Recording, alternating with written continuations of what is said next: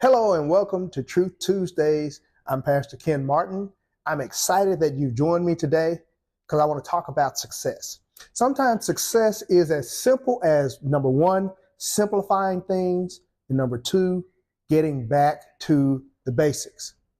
And we see it all the time in sports when teams get back to the basics. I don't care if your team has a certain aura about it and a certain mystique or a large fan base or a big name star. If you have an owner who thinks you can use any old running back or that people are fungible on his team, then he won't hire the people who need to hire the right people to block and tackle and catch and run. Or the owner won't hire a professional manager to hire coaches who can adapt to different situations. They just get locked into whatever they've always done.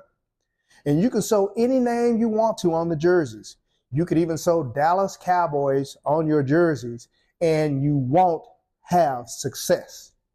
So I'm sorry, I had to pick on the Cowboys. That's just kind of on my mind right now. But getting back to the basics means hiring football professionals to handle football matters, because they will not look at the price tag only or do stupid short-term contracts to save money.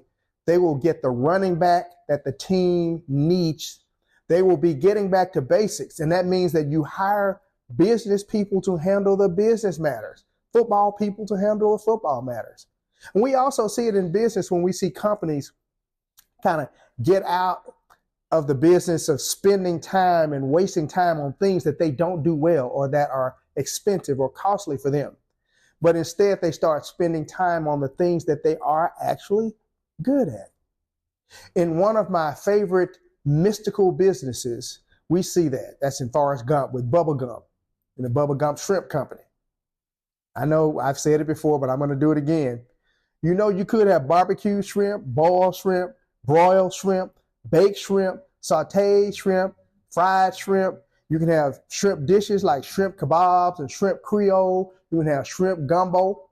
You can have pan-fried or pan-fried shrimp. You can have deep-fried shrimp. You can have stir-fried shrimp, along with all these other variations on the flavor like pineapple shrimp, lemon shrimp, coconut shrimp, and pepper shrimp. I think you get the idea, because you know you can have shrimp soup and you can have shrimp stew. You can have shrimp salad. I'm going to go ahead and end it there. Keeping things simple, sticking to one thing, taking care of the basics. Jesus made the 10 commandments simple so that you don't have to memorize all 10 of them if you just do two things. Number one, love God with everything you have.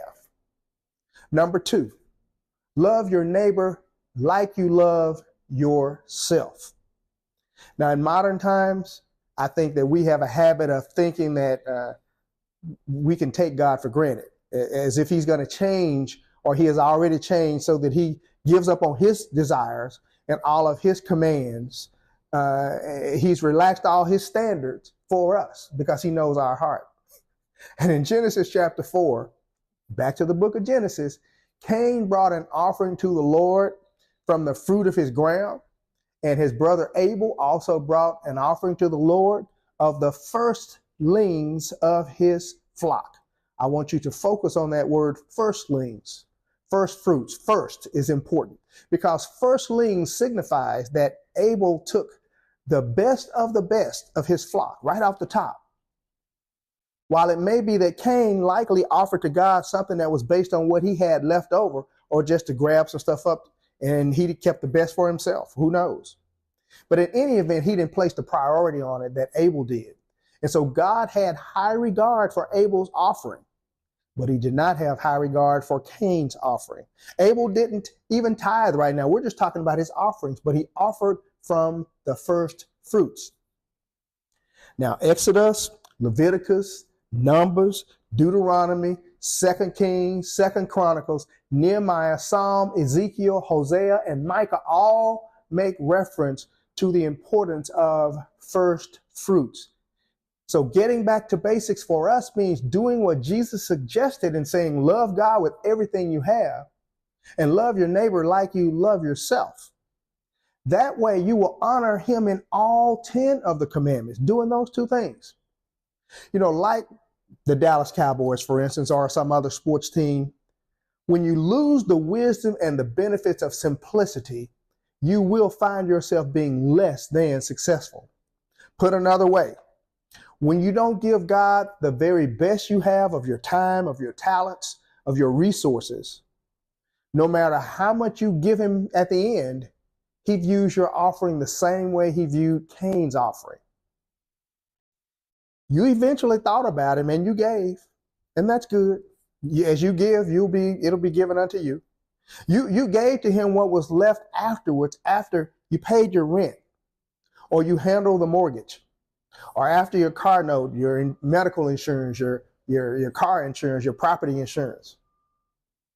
If you want to love God first and with everything, I'm suggesting to you that you give to him first, and that you give him of your best, not what's left over like Cain did. Don't wait until you don't have a job before you can now make time for him and while you can be useful to the church. Do it while you still have a job. Do it while you still have constraints on your time. Why can't you make telephone calls for him during the day on a work week at lunch? Why can't you take off work from time to time to take care of things for him or for his church?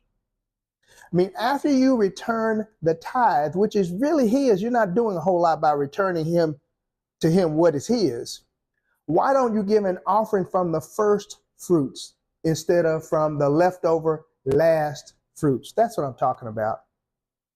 Now, we're going to talk about all this in great detail later, but I want to leave you with this thing. The truth is that the tithe belongs to the Lord. Leviticus 27 and 30. You can see that in Malachi 3rd chapter, 8 through 10.